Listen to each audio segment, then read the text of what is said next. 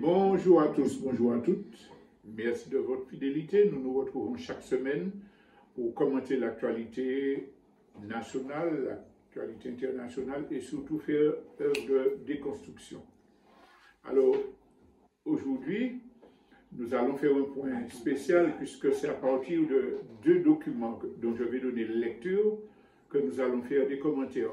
Pourquoi? Parce qu'ils nous amènent à réfléchir sur les rapports de domination coloniale que nous connaissons entre la France et la Martinique, mais surtout de poser des problématiques qui sont en cours de discussion dans la population, à savoir la question du rôle des élus, le rôle des élections, etc. Alors le premier document, vous vous en doutez peut-être, c'est la lettre que le président de l'exécutif de la CTM a adressée au préfet Bouvier le 25 novembre 2024. Et le deuxième, ce sera l'éditorial qui est paru dans le numéro 223 de J-Cambout, le journal en ligne des comités populaires et du CNCP. Et donc, ce sont ces documents qui serviront de base à nos commentaires. Alors, nous commençons avec la lettre de Serge Letchimy au préfet. Nous citons: lors d'une émission diffusée sur Martinique Première le mercredi 20 novembre 2024, le représentant de l'État que vous êtes a jugé que les Martiniquais n'ont jamais travaillé ensemble à bâtir un projet d'avenir, projet que vous n'auriez jamais vu de la part de leurs élus, tout comme vous avez nié jusqu'à l'existence même de monopole et d'oligopole en Martinique.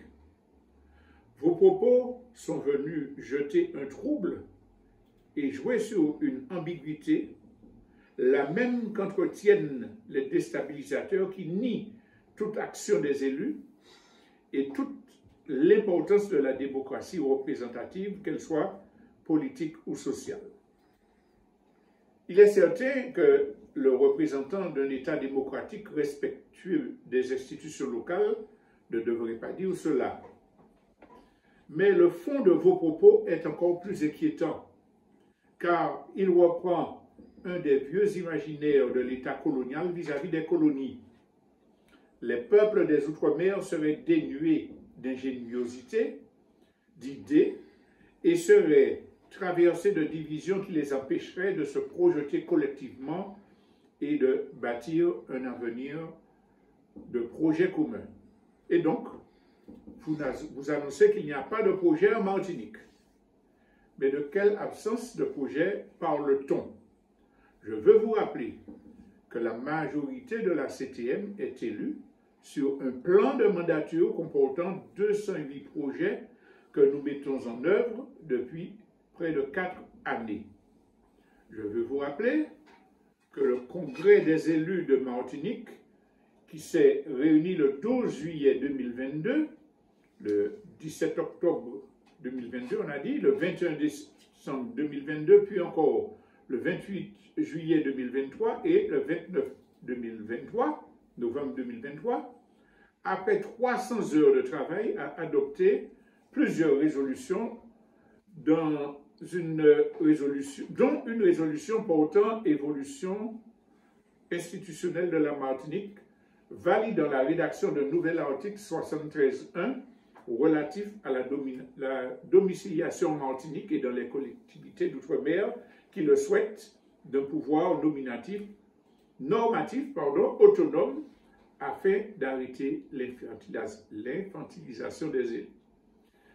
Près d'un an plus tard, cette démarche de congrès, tournée vers l'avenir et les perspectives du pays Martinique, n'a toujours fait l'objet d'aucune réponse officielle de la part du gouvernement. Ainsi, en plus d'avoir apporté des documents sur vos bureaux qui, avec vos propos, me laissent penser qu'ils n'ont pas été lus, nous voilà désormais suspendus aux préconisations d'un rapport de 2 experts mandatés par l'État pour dire l'avenir des territoires d'outre-mer à la place des représentants démocratiquement élus des peuples de ce pays. Je veux aussi vous rappeler que 6 mois après ma prise en fonction, le 7 février 2022, j'ai remis à la commissaire européenne Elisa Ferreira un document de 156 pages, projet structurant d'avenir pour la Martinique, avec 57 projets pour la Martinique représentant 1 milliard d'euros d'investissement pour les Martiniquaises et les Martiniquais. Je veux vous rappeler que le 19 juin 2023, j'ai remis au ministre des Outre-mer, Jean-François Carenco, un document de 322 pages, proposition de la collectivité territoriale de Martinique, en vue du comité interministériel des Outre-mer, le SIOM, avec 59 projets et 35 mesures phares. Un SIOM qui n'aurait jamais eu lieu sans l'appel de Fort-de-France lancé un an plus tôt et dont nous n'avons jamais vu la traduction en mesures concrètes par le gouvernement. Je veux enfin vous rappeler que c'est la Martinique qui est à l'initiative de projets de loi de programmation et d'orientation contre la vie chère et pour le développement local. Dès lors, comment peut-on avec sincérité soutenir que les Martiniquais n'ont aucun projet pour eux-mêmes? Mais alors, de quelle absence de projet parlez-vous? Me vient alors une autre idée plus ingénieuse et aussi plus cynique.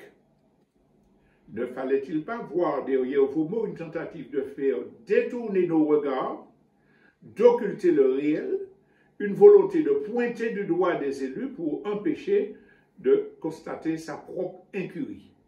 Car l'absence réelle de projet est d'abord et avant tout le fait d'un État qui n'a pas de stratégie pour les pays de l'outre-mer, confetti d'un État colonial qui n'a pas su réinventer sa relation à l'autre. Je répète, d'un État colonial qui n'a pas su réinventer sa relation à l'autre. J'en veux pour preuve l'état d'une Martinique enferrée dans un faux semblant de compétence, victime d'une économie construite sur le mal-développement, d'une économie de comptoir qui dure et persiste. J'en veux pour preuve la disparition annoncée de près de 2000 emplois jeunes pour la Martinique en 2025, au moment où nous avons tous constaté l'urgence de redonner des perspectives à une part de la jeunesse qui se tourne dangereusement vers les trafics et la violence. J'en veux pour preuve les 150 millions d'euros que l'État doit à la septième chaque année au titre des aides sociales, laissant la collectivité se débrouiller seule face au vieillissement accéléré de la population, à la précarisation de son tissu social et à la chute démographique. J'en veux pour preuve l'état du système de santé, la situation de nos hôpitaux en Martinique, compétence de l'État. J'en veux pour preuve l'insuffisance chronique du contrôle des prix et des marges en Martinique. J'en veux pour preuve l'insuffisance chronique du contrôle des prix et des marges, je l'ai dit, avec une complaisance vis-à-vis des grands groupes qui se croient protégés au point de ne pas produire leur compte. J'en veux enfin et surtout pour preuve l'échec de l'État en Martinique en matière de lutte contre les narcotrafiquants, en matière de protection des frontières maritimes de Martinique, alors que grandit le sentiment d'insécurité des familles martiniquaises. Je veux parler de l'échec de la doctrine d'intervention de l'État qui consiste à protéger l'Europe de la drogue et à laisser les pays d'outre-mer en première ligne, seuls face à la menace du narcotrafic. Je veux parler de ces radars dont nous n'avons jamais vu la couleur depuis des années, malgré les venues successives de ministres en Martinique. Nous n'en pouvons plus des leçons d'un État qui continue de livrer la Martinique au narcotrafic, à l'heure où le nombre de morts par balle n'a jamais été aussi élevé, et où la circulation des armes et des drogues n'a jamais autant tué. Je ne me résignerai jamais à entendre l'État critiquer les élus de nos pays gangrénés structurellement par le mal-développement, malgré nos propositions et projets pour y répondre, nous laissant dans le silence assourdissant de l'absence de réponse ou de réponse pansement. Je reste persuadé que le jour où sera supprimé le statut de préfet, on redonnera à la Martinique, on redonnera aux Martiniquais une part de leur capacité d'agir en restaurant l'autorité morale et en leur permettant de porter leur projet de développement économique à partir de pouvoirs normatifs réels. Je ne céderai à aucune tentative de soumission de qui que ce soit et continuerai à porter jusqu'au bout l'idéal de ce pays de responsabilité et d'identité. Le respect mutuel s'impose. Voilà donc la lettre de Serge Letchimy au préfet de l'État colonial. Lettre percutante, lettre révélant des vérités profondes, incontestables, qui reprennent toute l'argumentation que les indépendantistes développent depuis bien longtemps et qui pourrait se résumer en cela. Les rapports de nature coloniale existants entre la France et la Martinique n'ont pas changé profondément et structurellement. La Martinique est livrée au monopole, à une caste qui n'est pas contrôlée, mais plus qui est accompagnée par le pouvoir colonial, qui dépêche ses forces armées quand des gens s'y opposent ou exigent réparation pour le chlordécone. Que disent les indépendantistes? Que l'on fait des remarques, des demandes, des travaux et qui portent des esquisses de solutions et que l'État français les méprise royalement. Voilà ce que dit la lettre de son essence. La question qui se pose, c'est pourquoi ce n'est qu'à la suite d'une provocation du préfet colonial que toutes ces vérités-là sont dites de façon si crue et si pertinente. Est-ce que c'est la réaction contre un comportement du préfet qui doit nous pousser à l'analyse des blocages structurels de notre pays et au choix de réponses appropriées à cette réalité de domination coloniale? C'est une première remarque que nous pouvons faire concernant cette lettre. La deuxième remarque, c'est qu'il y a des choses qui sont dites, à savoir que aujourd'hui, il y a une offensive pour décrédibiliser globalement tous les élus, pour dire que les élus n'ont jamais rien fait, pour décrédibiliser les représentations, qu'elles soient politiques ou syndicales locales. Yo pas qu'à faire rien, yo pas bon. C'est une réalité qui est dénoncée. Mais il nous faut aller plus loin. Pourquoi aujourd'hui les populations dans le monde en général, mais en particulier en Martinique, rejettent les structures syndicales, les structures représentatives dans les communes, les maires, etc. On a entendu dire que les maires sont tous des traîtres. Alors pourquoi ce sentiment-là est-il accepté par la majorité de la population? La première thèse que je veux développer, et je nous demande à chacun et chacune d'y réfléchir profondément, ce n'est pas le fruit du hasard. Il y a, depuis les années 90, un travail, une propagande qui est faite par les classes dominantes pour décrédibiliser le système de démocratie représentative, les syndicats et toutes les organisations qui représentent le peuple. Alors, le système de démocratie représentative était défendu par la bourgeoisie qui l'a créé après la révolution de 1789. Et ce système-là, c'était son prétexte pour justifier toutes les politiques scélérates qui étaient menées. Pourquoi? Parce que ce sont les élus qui sont habilités à décider. Et on ne peut rien dire puisqu'ils sont élus, ils représentent le peuple. Sauf que la bourgeoisie s'était organisée et l'a fait de plus en plus efficacement pour empêcher que les élus représentant le peuple n'arrivent au pouvoir.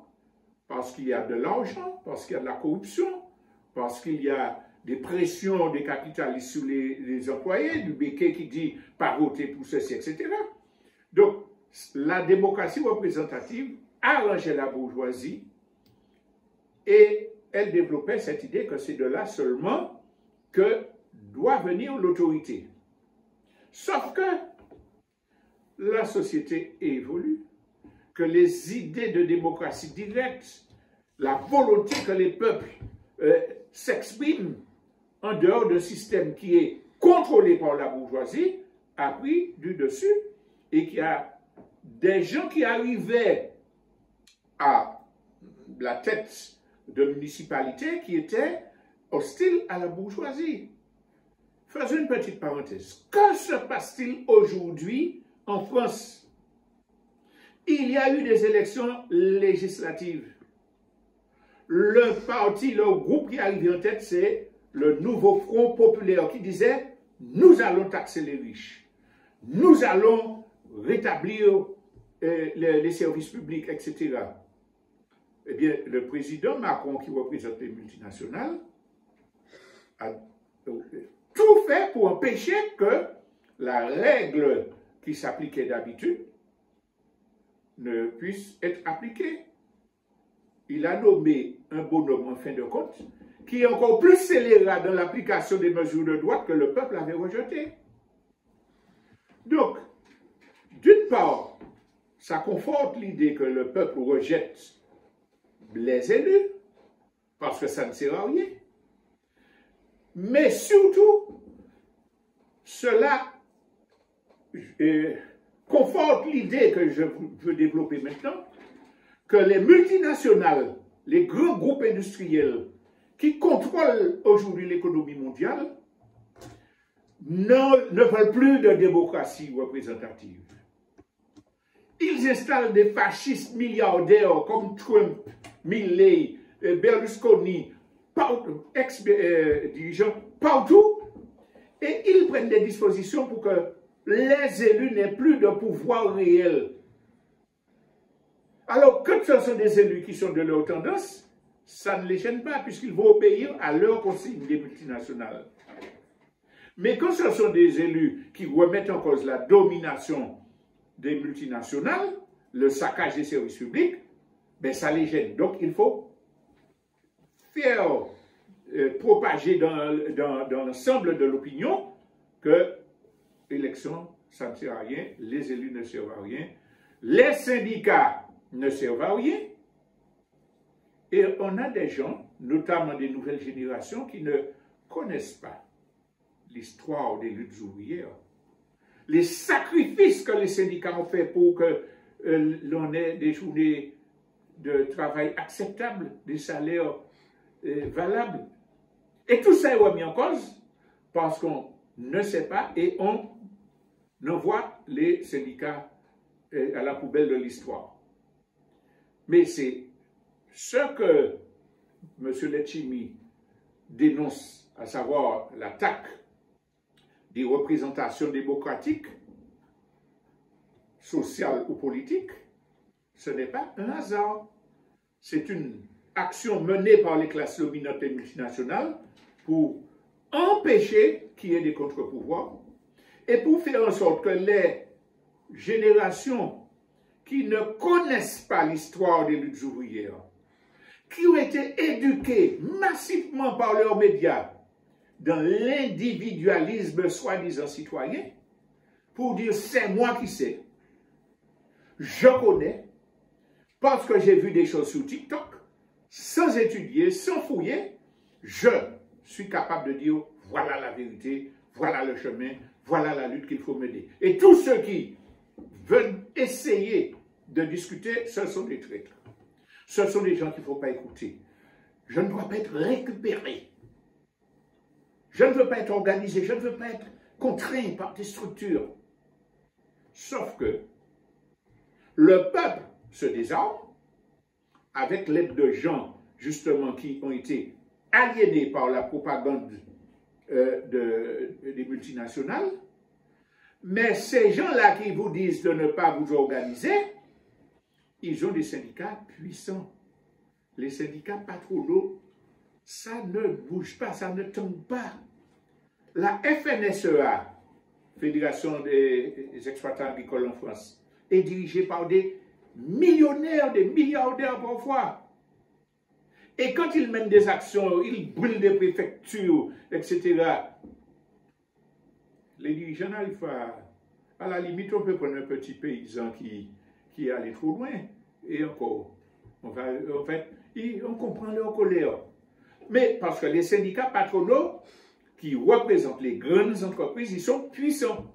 Les partis politiques qui représentent les capitalistes, ils sont bien organisés. Ils se chamaillent entre eux. Ils changent de sûreté, etc. Mais ils sont là.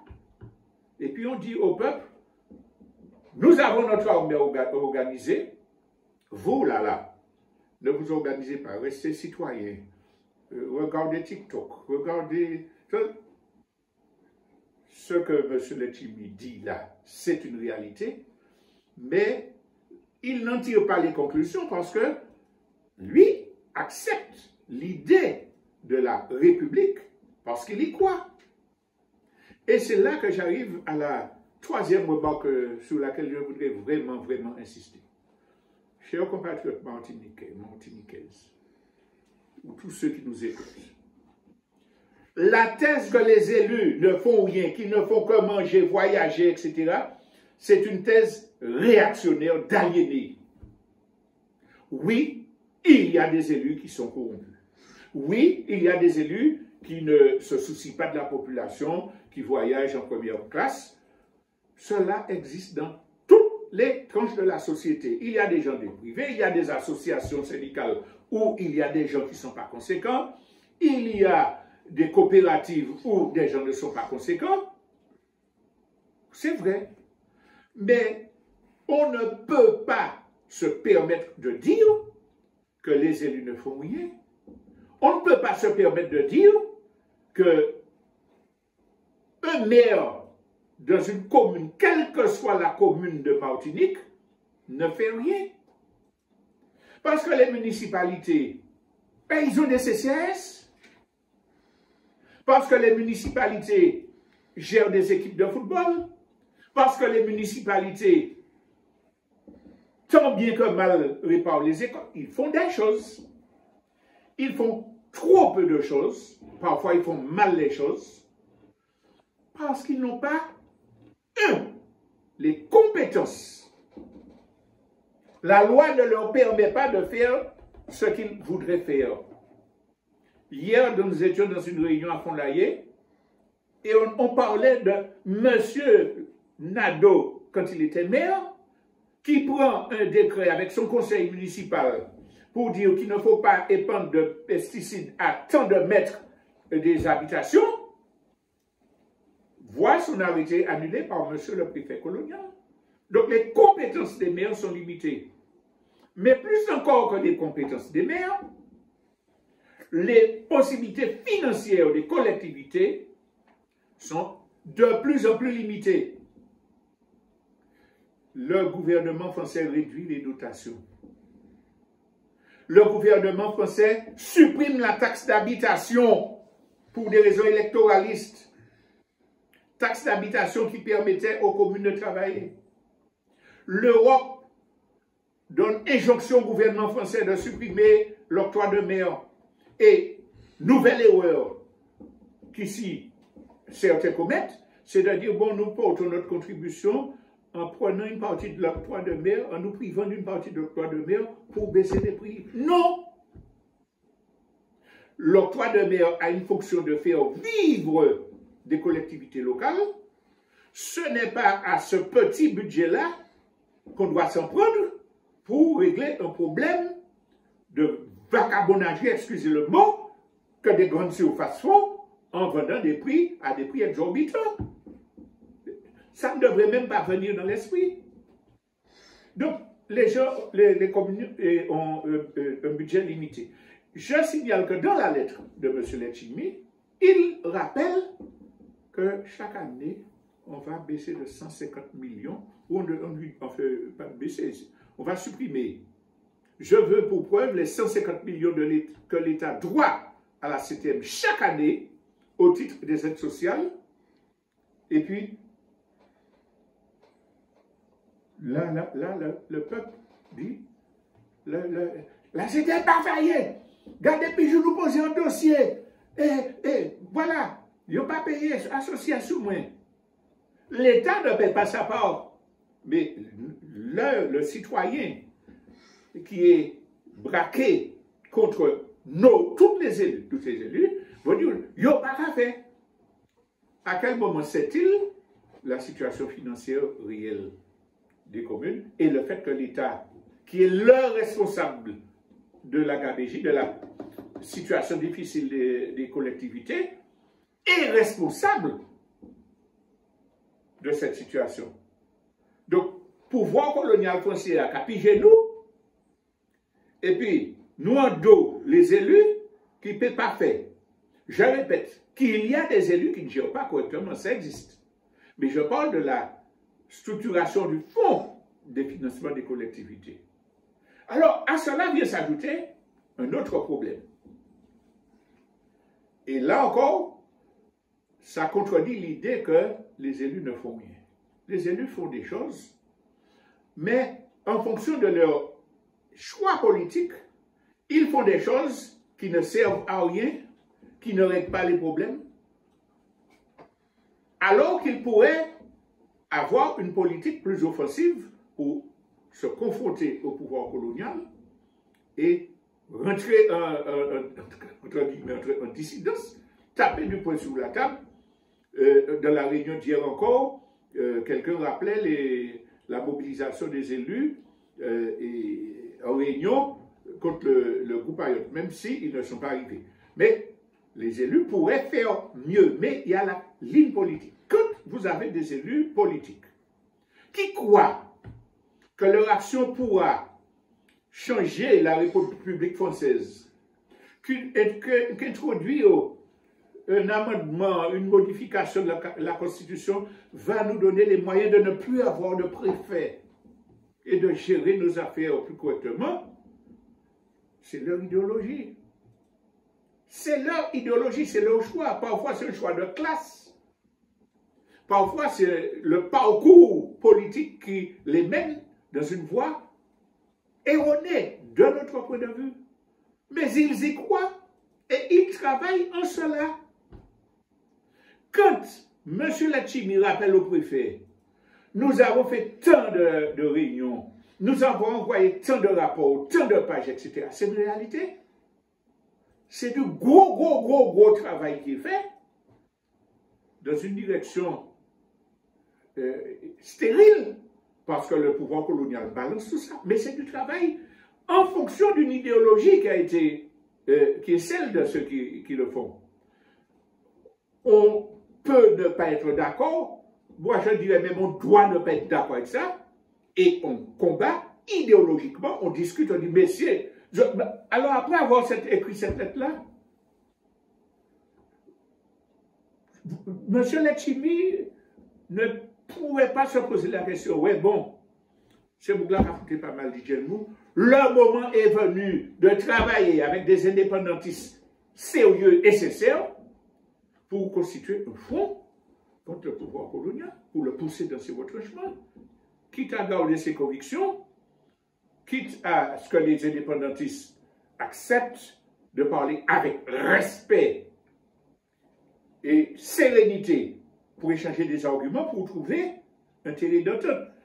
J'aime à citer l'exemple de la révolution chinoise, qui n'aurait jamais pu se faire, et faire en sorte qu'aujourd'hui la Chine devient première puissance commerciale, si les communistes de Mao Tse-tung n'avaient pas fait alliance avec les nationalistes de Chiang Kai-shek. Après ça, il y a eu des déboires et Chiang Kai-shek a pu s'échapper. Bon, je continue par l'histoire. Mais cette alliance-là a permis de gagner. Donc, chacun garde ses convictions, mais il nous faut trouver un terrain d'entente pour savoir que l'ennemi principal, c'est le pouvoir colonial, qu'il ne va pas changer de situation. Monsieur Letchimy a donné une excellente démonstration dans sa lettre qu'il ne faut rien attendre du pouvoir colonial français, d'autant plus que la France est en train de plonger, que la France est chassée de son carré africain et qu'elle va accélérer sa mainmise, le quadrillage militaire, le génocide par substitution pour pouvoir essayer de subsister, mais elle n'y arrivera pas. Et quand elle va couler, notre économie étant dépendante, nous allons subir la double peine. Les choses seront encore plus difficiles. Donc c'est ça qui doit nous amener à dire le moment est venu de repenser la cohésion nationale et la stratégie de lutte contre le colonialisme français. Et surtout, le moment exige que nous ne nous trompions pas d'ennemis et que nous ne nous laissions pas leurrer par des solutions qui ne sont pas des solutions de libération nationale. Le moment est venu qu'on comprenne que ce n'est pas chasser des mauvais politiques.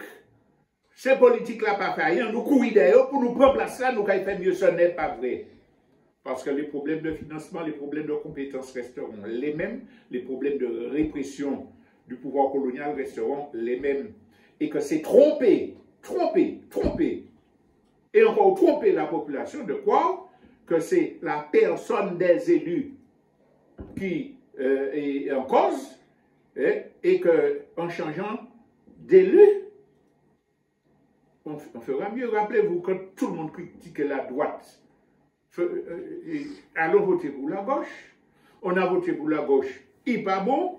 Allons voter pour des gens qui se réclament de l'indépendance. Les problèmes ne sont pas réglés.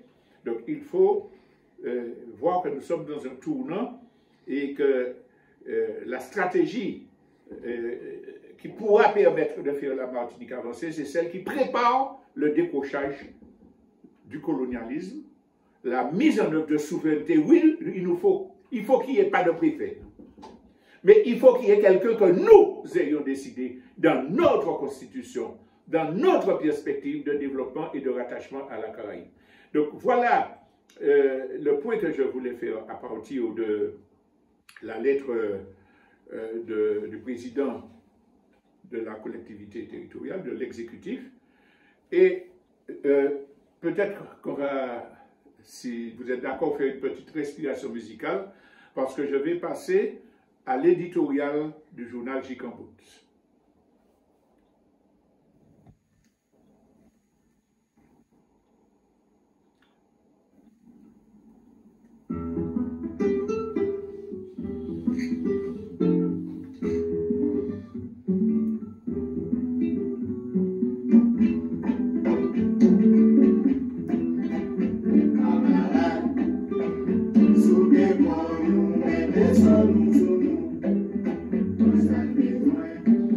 Voilà, alors nous allons donc vous présenter cet éditorial qui a été publié dans le numéro 223 du journal J-Cambout, du Comité populaire et du CNCP. Vous pouvez retrouver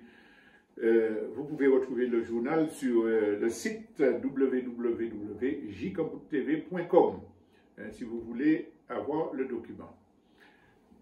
L'article est intitulé « Le peuple martiniquais est tout à fait capable de résoudre lui-même ses problèmes ». L'article a été publié avant la lettre du président Letchimy et vous constaterez qu'il y a des réponses qui sont portées aux problématiques qu'il soulève. Alors, on cite.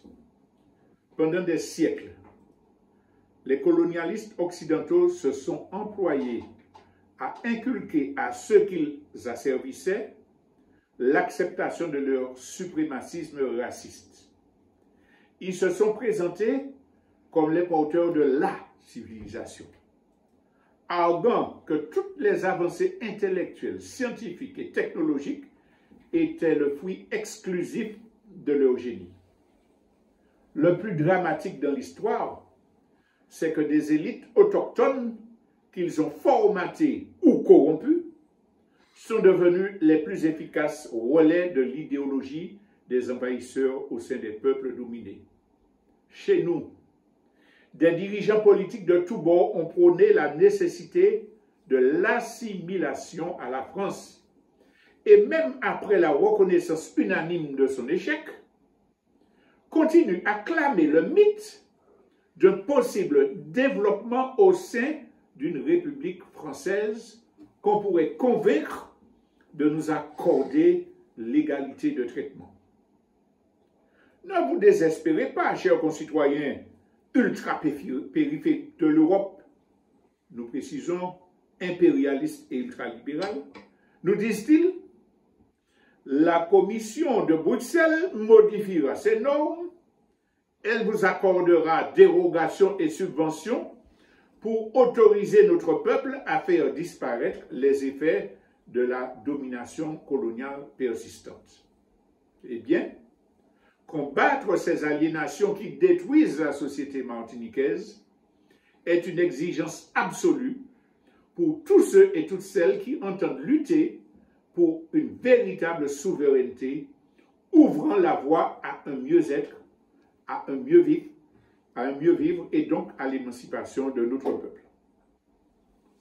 La plus grave de ces aliénations est celle qui consiste à croire que les classes dominantes sont exclusivement dépositaires du savoir et que seuls leurs gouvernements sont aptes à apporter des solutions aux problèmes d'organisation de la société. Dans les faits, et cela de tout temps, que ce soit sur les plans du logement, de l'économie, de la gestion des contradictions au sein de la société, les réponses correspondant aux besoins de l'écrasante majorité des populations ont été portées par celles-ci mêmes. Beaucoup applaudissent les efforts énormes faits par telle institution qui livre à des familles, bien sûr sous l'œil des médias, une dizaine de nouveaux appartements.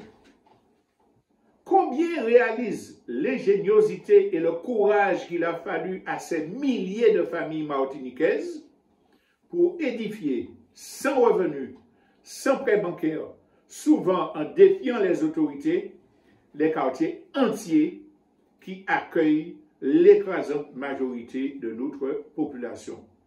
Volga, Trinel, Pointe-Jean-Claude, Duchesne, etc. Ils se comptent par centaines dans tout le pays.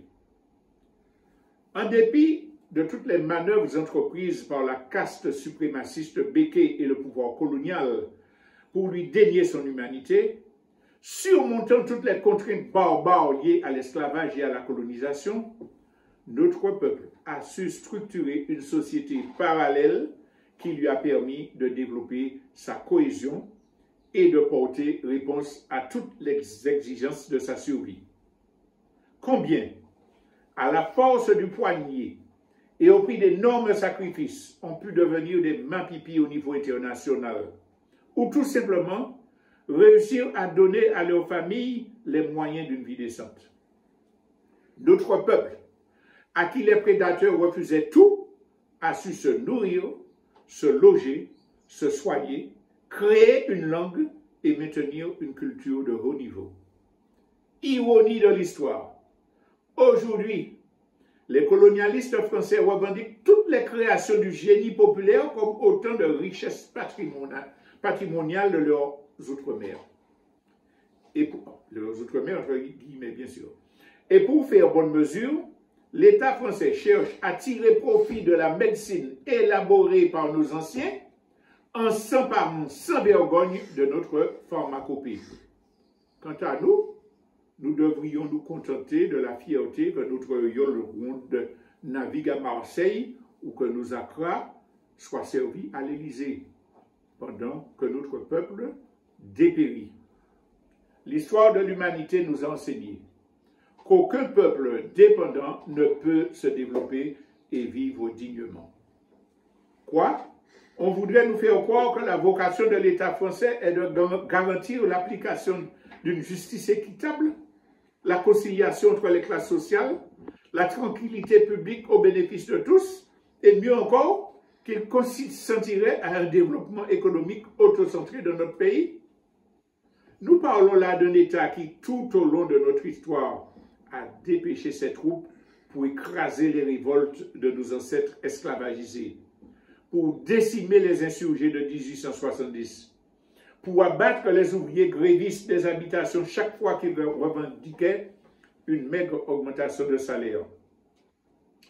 Nous parlons là d'un État qui, en complicité avec la caste de Béké, a organisé l'empoisonnement de nos corps, de nos sols et de nos eaux, et qui, par l'intermédiaire de son appareil judiciaire, s'octroie l'impunité, déchaînant dans le même temps sa violence policière et judiciaire contre tous ceux qui refusent cette injustice.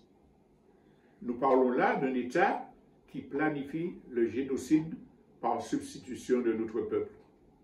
Eh bien, quitte à réveiller l'urticaire de ceux qui ont le marxisme en horreur, nous sommes adeptes de la théorie qui a scientifiquement démontré que l'État est un organisme de domination de classe et que le rôle des institutions, de ces institutions, est de s'assurer que les opprimés ne puissent à aucun moment remettre en cause l'ordre établi.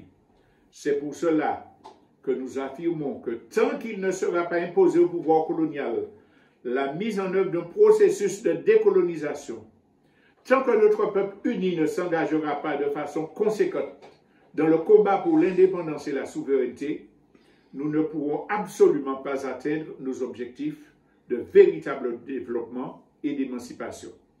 Évidemment, ceux qui tirent profit du système ou ceux qui n'ont pas le courage de l'affronter se cacheront derrière toutes sortes de prétextes pour nous dissuader d'emprunter cette voie, la seule réellement salutaire, mais tôt ou tard, l'histoire leur fera entendre raison. Quant à nous, nous continuerons à nous battre pour que notre peuple prenne réellement son destin en main, car nous en sommes profondément convaincus, il est tout à fait capable de résoudre lui-même ses problèmes. Donc voilà ce que dit l'éditorial de Gikambout. Et en termes de conclusion, je veux dire que les annonces, la réponse de Serge Getlimi qui nous rappelle la réalité de nos rapports et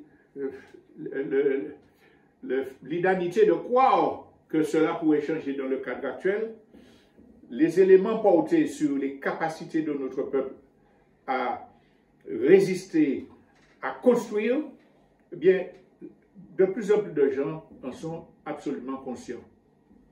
Nous ne pouvons plus attendre parce que nous sommes dans un moment de l'histoire où le système mondial est en train de s'effondrer, que des risques de guerre mondiale planent et que le colonialisme français qui est en chute libre va tenter d'écraser encore davantage notre pays et où notre société a tous les moyens de réagir, de construire un monde meilleur si, et comme dirait Matt, et seulement si, nous laissons le superficiel de côté, nous abandonnons les illusions, les espoirs mal papaye, et si nous organisions la cohésion nationale et des pratiques alternatives, plus tard que trop tard. Je vous remercie donc de votre attention.